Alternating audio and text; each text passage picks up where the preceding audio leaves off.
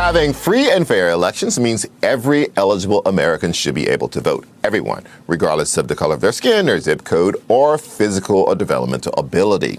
Rutgers University found that in the 2020 election, nearly 2 million Americans with disabilities had trouble getting their votes counted. And of course, 2 million votes matters in an election. In order to make sure that every vote is counted, the American Association of People with Disabilities has declared this Disability Voting Rights Week. Haley Moss is an advocate and attorney and also has autism, and Sharon Alexander is the CEO of the Unicorn Children's Foundation. So the good news is that people with disabilities voted in record numbers in 2020, but Rutgers found that a nearly 6-point voting gap between people with disabilities and others, and that's a pretty significant gap. Haley, what is keeping differently abled people from exercising their right to vote?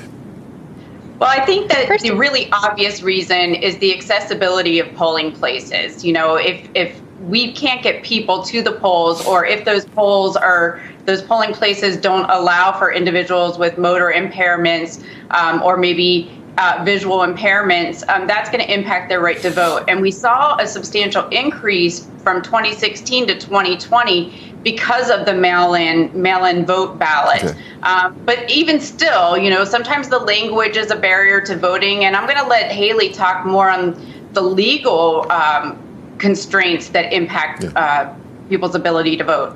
Yeah, Haley, why don't you weigh in on that? Absolutely. And one of the biggest things that happens is that polling places are required to be accessible under the Americans with Disabilities Act.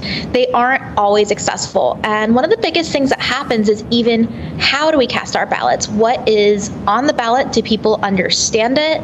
How are we getting to our polling places? How are voters with disabilities being spoken to about the issues? Are they being made aware?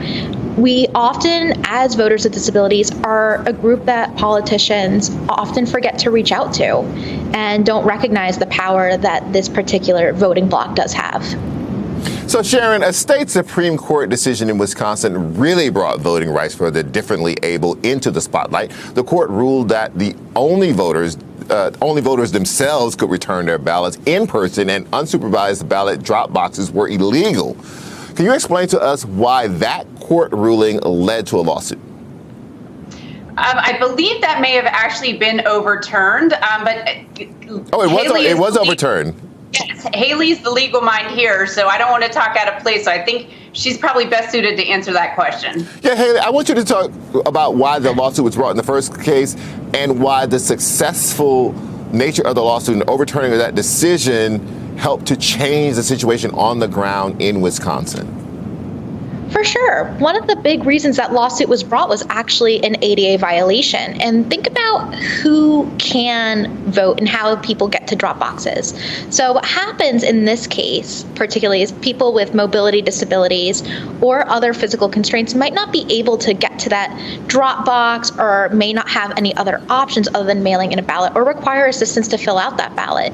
If you are someone who has limited mobility, a lack of transportation, or you need assistance, essentially what would have been happening is you are being denied the ability to vote privately and fairly, and the courts have recognized that this is indeed a violation under the ADA.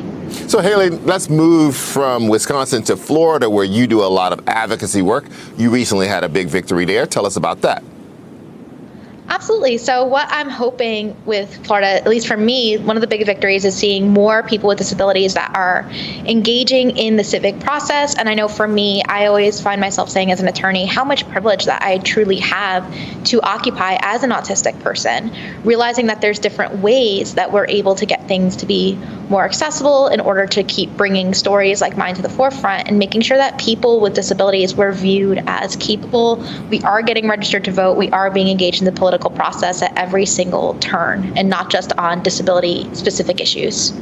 I know that both of you do advocacy work that extends beyond just voting rights. Sharon, Unicorn Children's Foundation found that 82% of young adults with developmental delays in Florida are unemployed or underemployed despite their willingness and ability to work.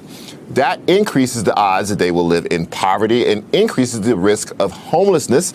So tell us about what you're doing to help change that dynamic. Yeah, so we know that 26% of individuals with disabilities live below the poverty level, and that's just not an acceptable option. And, in today's day and age, I mean, this is one of the wealthiest countries in the world. So we're really working hard on creating cradle-to-career pathways, providing vocational training opportunities, doing some advocacy work. In fact, this evening, we have an Access the Vote panel on Zoom that's available that's going to talk about different individual stories, but also talking about the how to vote and what you need to know and how can we help. Next week, we're holding a national voter registration day. People can come in on site to an accessible building where they'll be able to register. We'll have support there for them. But really looking at the broad spectrum, 1 in 5 kids are being diagnosed with a developmental or learning disorder. So if you are not personally impacted or have a family member that's impacted, you certainly know somebody who does. So we really need to start addressing the stereotypes and the myths, because as you can see with Haley, the future is limitless if we're given the right opportunities. Haley, let's get to that limitless future. You are the first openly autistic lawyer in Florida. You are a success story. How are you now helping other autistic spectrum disordered people achieve their dreams in the state of Florida and in the country itself? I always look at stories like mine as something that should not be an exception, but rather the norm if given the right opportunity. A lot of people often think that I'm overcoming autism when really what I'm overcoming is barriers to access. So much of our world is inaccessible, and we often doubt the capabilities of autistic people and similarly situated folks who are neurodivergent or disabled.